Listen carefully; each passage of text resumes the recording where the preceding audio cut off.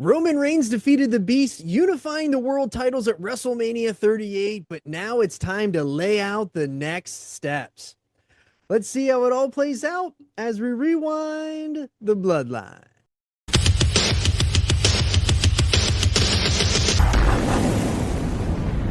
Welcome back to the Bloodline Rewind. I'm your host, Johnny Bakeshow, and my co-host, Teddy Mongoose, is in here with us today as this is part 66. If you missed last week's episode, we covered night 2 of WrestleMania 38, so go back and check that out. And if you're new here, hit that subscribe button. It's the best way to support the channel, and it keeps you in the know for when we drop daily Bloodline content every single day. So before we hop in here, Goose, do you have some notes on the Observer? Yeah, from the April 11th, 2022 Wrestling Observer newsletter. This is regarding Cody, since obviously he just made his debut. Plenty of speculation in the week after WrestleMania, but the two people that know Cody's true reasons for leaving, he and Tony Khan, have made an agreement not to talk about the actual reasons. Cody's WWE deal allows him to do certain things outside of wrestling, such as the Go Big Show, if it were to be renewed. And he also now has, this is where he got the bus, like he got some other anemones here. So he has a pretty big time, like chock full of pork contract. Dave brought up why Tony Khan didn't keep him on his option year. We actually talked about this before, like he did with the Young Bucks, Brian Cage, and some others that were just renewed. Khan said that they were in talks for a new deal rather than just trying to pick up the option. Those talks extended past January 1st. When they broke down, it was clear that Rhodes would be unhappy in AEW, and so Khan allowed him just to leave rather than stay. Cody did an interview where he said that he was back as a full-time wrestler only, and he's leaving management behind. He also noted that in hindsight, quote, never challenging for the world title, end quote, was not a great idea. And in tangential news here, Pat Buck, a 38-year-old backstage producer, has left the company after WrestleMania. I note this because he was the producer for Reigns and Brock Lesnar's main event. He will continue to run Creative Pro Wrestling with Brian Myers and run WrestlePro events in New York, New Jersey. But speaking of Cody and all of that, let's get into this Raw after WrestleMania. So we are at the April 4th, 2022 Raw. Cody's welcome home promo starts where he basically puts out his own mission statement where he wants the only belt that Dusty never won, the same title that Hulk Hogan, Steve Austin, Triple H, Shawn Michaels had. We got Elijah debuting to feud with Kevin Owens. So we have a freshly shorn Elias. I totally forgot about Elijah. Dude, Kevin Owens went from main eventing against Steve Austin to feuding with Elijah. Dude, talk about just getting... It's the burden of being great, right? Literally the burden of being great, but stunted right to the bottom of the card. Oh, yeah. Yeah. And that's just, you could pick up everybody, including Elias without a beard anymore. Yeah. We got Veer finally debuting and killing the Mysterios. That only took months. Oh, yeah. And then MVP turns on Bobby Lashley to unite with Omos. Which kind of is interesting because you mentioned on the show last week that it was odd that Lashley didn't have MVP in his corner during that match. And so he came out together with him, and, you know, MVP called out Omos, said how hard of a fight it was. Omos said he wanted a rematch, and MVP turned right on him. So later in the show, Theory is backstage after they show his WrestleMania match. The Usos confront him and they say that Theory looks sad, but the Usos aren't sad because they got the W. They call out Theory for being McMahon's chosen one, and Jay says, man, I'd be embarrassed too if I got beat by Stone Cold Steve Austin and an ex-NFL punch. I had him beat. Theory is teaming up with the Usos in a 6-man tag team match against RKBro and Finn Balor tonight. Not one that you'd have on your bingo card, huh? Not the match that I would have on the Raw after WrestleMania. I guarantee you that. Yep. So we got Jimmy and Finn starting off. Riddle tags in. The heels get heat on him. Riddle starts to mount his own comeback. He takes 3 heels out in the corner. Theory drops Riddle off the ropes. So we go to break. We come back. Jay's working a chin lock on Riddle. We're teasing the hot tag. Jay hits a neck breaker for a 2 count, puts the ones up. He's teasing Orton. Riddle finally hits a big knee. Randy's begging for it. Jay tags Jimmy. Riddle tags Randy. Classic Randy hot tag. Of course, he has to be having the time of his life because every night's the easiest night of work he's ever had, right? Literally, and everybody's popping for him as soon as he gets in the ring. He has to be loving this tag team. Absolutely, dude. He's in 12-minute matches. He stands on the apron for 8 of them. He hits his big 5 spots, and they always win. Yes, and everybody's cheering for him as loud as possible. It's incredible, man.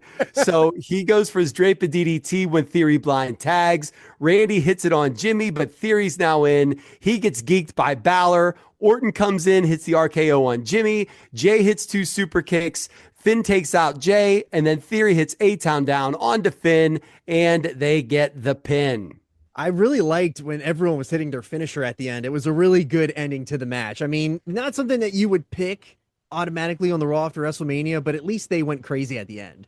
Well, and those multi-man WWE matches are usually good for that. Even if it's slow in the middle, you're always going to get the spam finisher finish. And it worked really well here. Crisp, clean. Everybody was hit their spots, rolled out on time. Yeah, it was a lot of fun at the end. So another video of Roman unifying the titles is on after last night, and Roman is up next. The crowd is pleased to welcome the new Undisputed Universal WWE Champion, Roman Reigns, and Roman comes out with Paul, now holding his 2 belts and the Usos. Yeah, so Jimmy Smith says, quote, "The t-shirt could not be more appropriate. Greatness on another level." Oh my end quote. God. And I quit here, dude. Well, outside of Jimmy Smith absolutely sucking at his job, what I did like here is whenever Roman was lifting the titles, he was like really struggling with that right arm to get it up. So he's still selling that Kimura whenever he was saying it's out. He's still selling it here on the Raw after WrestleMania. I like that nice little layer. Right. And that's a heavy title too, right? Yeah. You put over the weight of gold, the pounds of gold that you got on. So we got big Roman chants. Roman puts his hand out. Paul delivers the microphone. I know what you want. We all know why you're here. But we're going to switch things up just a bit. Roman asks Paul to explain the Bloodline's success, and Paul says the single longest reigning tag team champions in the history of SmackDown, the largest box office receipt in the history of SummerSlam, Survivor Series. Who was the main event? Roman Reigns, the first billion-dollar year in the history of sports entertainment. Who was on top 365 days of that year? On top, Roman Reigns, the largest Rumble, the largest crowd in Mania history. 58% increase on Peacock from last year. And that actually popped Roman. I like that too. Yeah. Yep, Roman Reigns was the man. And Paul puts Roman over as the single biggest star in sports entertainment, and he hands the mic back to him. Roman says that he's the last needle mover, and this is because he's in God mode. But the tribal chief is more than that. He's a man of his word. He called his shot and he delivered. He said he'd smash Brock, and what did he do? Smashed him! But that's in the past. Other men would hang their hat on this weekend, but not Roman.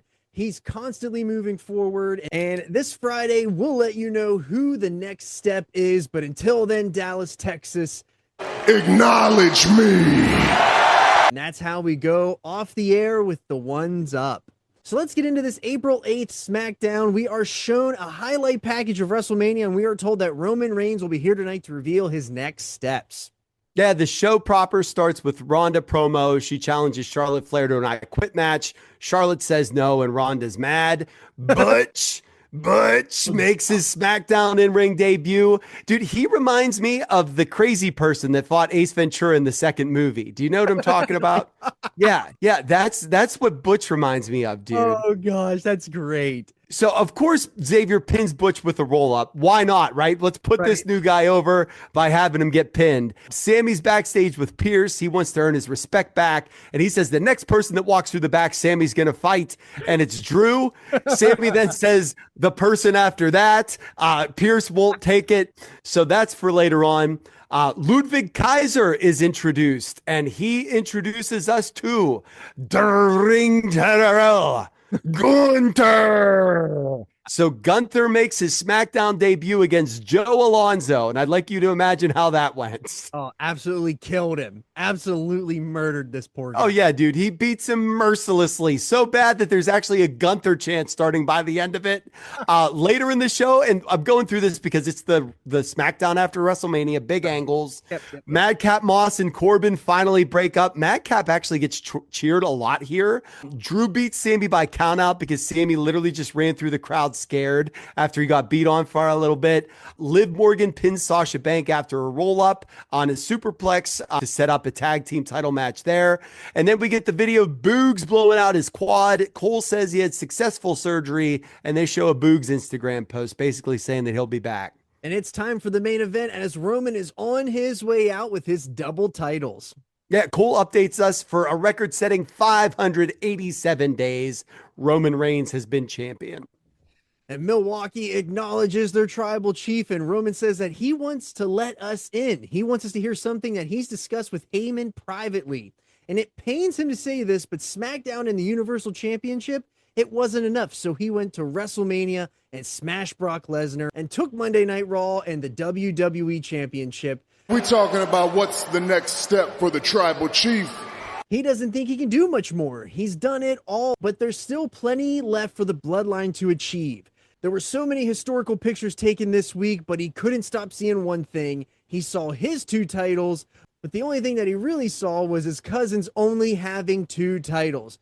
And the way that came out was weird because like, I know what he's saying, but it's like one each. Yeah, they have 1 each. So like what? Yeah, that's, you know what I mean? Yeah. I wish he would have said, "I've got 2, but each of you only have 1." Yes, thank you. Not much better way to phrase that. Yes, maybe you should be writing the show for them. So, give me the pen.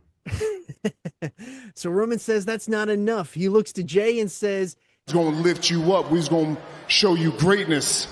it's time we unify the tag titles. He wants the Usos to go to Raw and get the tag titles. He says that the Bloodline is going to have all the gold soon, and then Shinsuke Nakamura's music hits. The Bloodline's going to have all the gold soon. Yeah, his music hit, and I just wrote, "Good luck, pal." We don't have Boogs to back him up no more. Yeah, we got nothing, man. So we actually did talk about Shinsuke. He was rumored to be an opponent at WrestleMania for Roman long before Lesnar came back and all that. And here he finally is. Shinsuke goes to talk, and Roman tells him that This ain't nothing. Your tribal chief understands how you feel, Shin. they lost Jimmy for over a year. He's a compassionate tribal chief, so he's going to help him with some bloodline love, and he hugs him.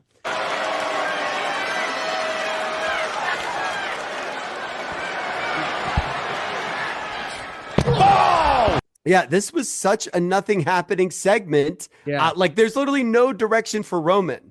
You know, like we do got, hey, I want you cousins to go and get yours. But the tease of the top of the show and then the Raw before was where I'm going next. And where I'm going next is I ain't going to be on TV next week. Yeah, basically.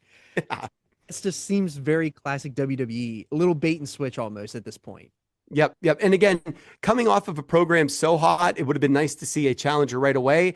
Right. And I mean, look, man, we're not looking ahead yet. I hope that there's a Roman match at Backlash. I guess we shall see. But from the April 18th, 2022 Observer newsletter, WWE has an interesting pay-per-view calendar this year with stadium shows on July 2nd and 30th, September 3rd, and in October. Saudi shows, so not just SummerSlam is the tentpole event here. Yeah. Brock was pulled from advertising for the WrestleMania Backlash show, but it did come to light that Brock was never booked, just advertised for it. His expected return is the July 2nd Money in the Bank show at Allegiant Stadium in Las Vegas. And Dave notes that there seem to be only 3 significant contenders for Roman right now. Rhodes, whose program was Seth, right. Drew, who's working Roman in house shows right now, and Bobby Lashley, who's programmed with Omos at the moment. Dave says Cody at SummerSlam and McIntyre at Cardiff makes the most sense. We'll see how we get there. Yeah. There is a huge tease for Roman versus The Rock on the Young Rock show on April 12th. We haven't talked about that in a long time. We got Young Rock news here. So in this scene, Rock, his parents, Afa, Sika, Haku, Sheik, and his grandmother are all watching wrestling on TV. This is circa like 1995. And Yokozuna's on TV when little Joey comes into the room and says he wants to wrestle Dwayne. So they noted that little Joey grew up to be Roman Reigns, and when he wanted to wrestle him, Dwayne said something that big could only happen at WrestleMania. They're sprinkling. Here. We know where WrestleMania is going to be at this coming year, and we do know what happens leading up to that makes you believe that it is going to happen. Yep. So the Bloodline is working double duty. So we are too. So we move on to the April 11th, 2022 Raw. Cody's going to take on The Miz after they open the show together. This is obviously a measuring stick for Cody to see if he's able to work against Mike The Miz. Cody beats him with the crossroads. I love that Miz in modern day is the X-Pac now. Yeah. Throw him in exact same. Can he go? I love that he's like the measuring stick now. So Cody beats him with the crossroads. Seth meets him in the ring, and Seth challenges him to part 2.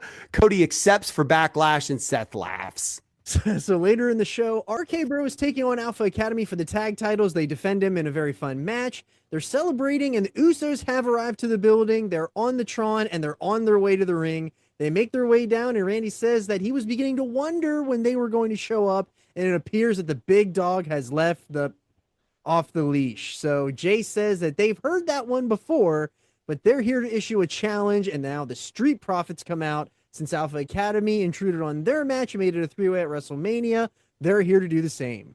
Yeah, Montez says that they're using bloodline privilege, and Jay cuts them off and says, No line when there's only one line, and that's the bloodline.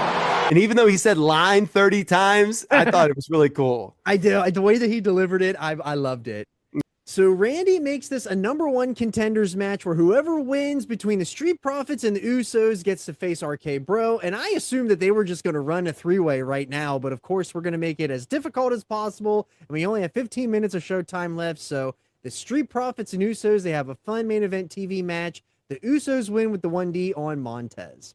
Yeah, I thought that this was a really good TV match, man. Montez hit a huge dive to the floor under the Usos early. We had a one-man blockbuster from Montez for a near fall. The Doomsday Device style blockbuster for another. Ford hit his 40-foot-high frog splash. Jimmy broke it up at the very last second. That actually got a "This is awesome" chant. Maybe the weirdest thing in 2022 so far, though, is on commentary in this match is Jerry Lawler. Thank you so much for bringing that up, because whenever I heard Jerry Lawler calling, I was like, what? Where has Jerry Lawler been? And he's just on a random, it felt like he was on the most random Raw ever. Jimmy Smith, Byron Saxton, and Jerry Lawler is a trio in the booth that I never thought I'd get and I never need to hear again. Yeah, they're not great. Yeah. They went not a good 3 strikes and you're out. Yeah. So after the match, Dawkins goes to take out Riddle. Riddle takes him out, though. Orton then RKO's Ford, and when he turns around, he eats a super kick from the Usos. They hold all 4 belts high, and we go off the air.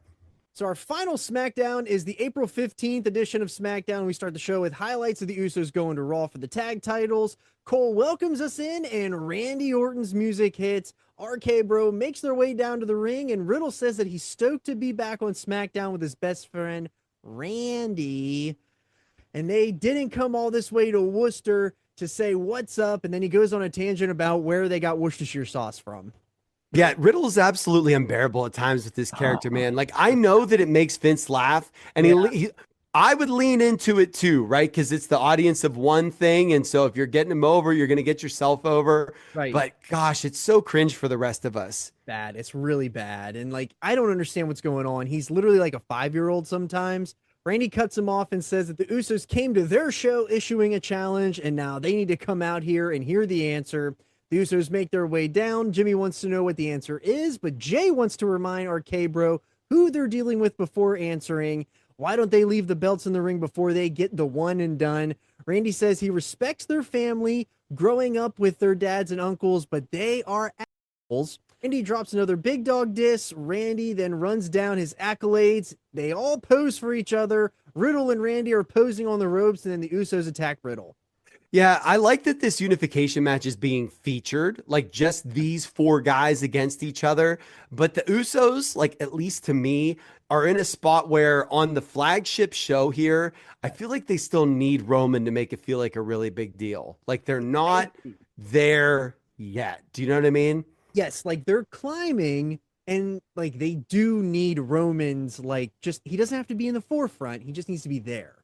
Yep, to almost validate their spot. So later in the show, the Usos are walking backstage. Kayla catches up with them and she wants to talk to them about their unification match, but they blow her off and they walk into Roman's locker room. Yeah, for some he's not there. Right, for some grapes and champagne. Yeah, right. That's why they're going there. They need something to eat, something to drink. So we are showing the graphic that the Usos versus RKBro winner take all unification tag title match will happen at Backlash. Man, we love winner take all unification matches here now. So our main... You know what? At this time, though, because they did it with the world title, and it's still in flux, right? We're almost waiting for them to introduce a new world title on the other show. The fact that they are doing this with the tag team championship, and this is me putting myself back 4 years ago, at least it makes you say, oh, I think they're serious about this now. Yeah, I guess that's true. I guess it does make sense. Yeah, because they are spotlighting them completely on the show. Like they are the main event. Like they are true, like opening the show. So that makes sense. And I wish that we still had one champion and one tag champion to this day. Yes, agreed. So now the main event is here. It's Jimmy versus Riddle, and Riddle takes over early with an RKO attempt that Jimmy was able to escape from. Jimmy then regroups with Jay on the outside. Jimmy then suckers Riddle right back into a clothesline as he takes over. He sent Riddle hard into the corner, and then he sinks in a headlock. Riddle's able to fight out, but he's taken down with a shoulder tackle. Riddle is able to counter Jimmy, sending him into the corner with a gut wrench suplex, and then Jimmy rolls to the outside. Riddle then goes for the kick on the apron, but Jimmy catches it and sends him into the apron and the steps. Jimmy then sends Riddle into the barricade. He lands a super kick on him as we head to the commercial. We come back, and Riddle is now firing up, but Jimmy lands a step-up enziguri. Jimmy's going for a suplex, but Riddle flips out of it, and he lands a kick. He lands a fisherman suplex, a senton, the running kick. He lands a GTS and a German for a near fall, and Jimmy is now reeling. Riddle is going to the top rope, but Jimmy gets his knees up on the back of Riddle. He lands a pop-up Samoan drop here for a huge near fall. This is one thing that I like that we don't always get to see in these tag matches. We just alluded to that these matches are always Riddle selling and then Randy's hot tag. Yeah. Riddle can still go, man. And for him to get a little sequence like that, it is pretty cool to see that, you know, this guy's still got it, which because he always has, you know, the issues have always not been in the ring. And so to be able to see that here is a breath of fresh air. So for the finish, Jay distracts the ref, and now Randy is getting involved. Jimmy hits a diving kick to Randy on the outside. Riddle then hits Jimmy with a knee, and he heads back up to the top rope. Randy is now up on the apron complaining to the ref as Jay knocks Riddle off of the top rope. Jimmy lands a super kick. He then goes to the top as Randy is now laying out Jay on the announce desk. Jimmy is watching Randy as he goes to hit Riddle. Riddle then moves. Jimmy goes for the pop-up Samoan drop again, but Riddle counters it into an RKO, and he gets the win over Jimmy, clean as a sheet in the middle of the ring. I did think it was a little awkward because Randy jumped into the ring a little too soon, but he was celebrating with the crowd. But this was a nice little fun ending to SmackDown here. Yeah, and it's what you need to do, right? You have the babyface going over the heel to set up the tag match. Even though it was already booked, this is the way that it should have been booked leading up to it, because you don't want just the bloodline going over, which they've done how many times. So, yes, nice to see a little win here to build some momentum for the babyfaces. Right. And then I do like whenever the Usos lose right at the end of a SmackDown, because you always have like that, oh, what's Roman going to think? Like, it's just always there in the back of your mind. Yeah. Yeah. Nice little cliffhanger for next week. So that was part 66 of the Bloodline Rewind. If you've made it this far in the show, be sure to hit the like button and leave a comment about what you thought of these SmackDowns following WrestleMania. Next week, we will be back covering the April 22nd and 29th SmackDowns as we are now building to WrestleMania Backlash. So, with that, I'm Johnny Bakeshow. I'm Teddy Mongoose. And we just called it in the ring.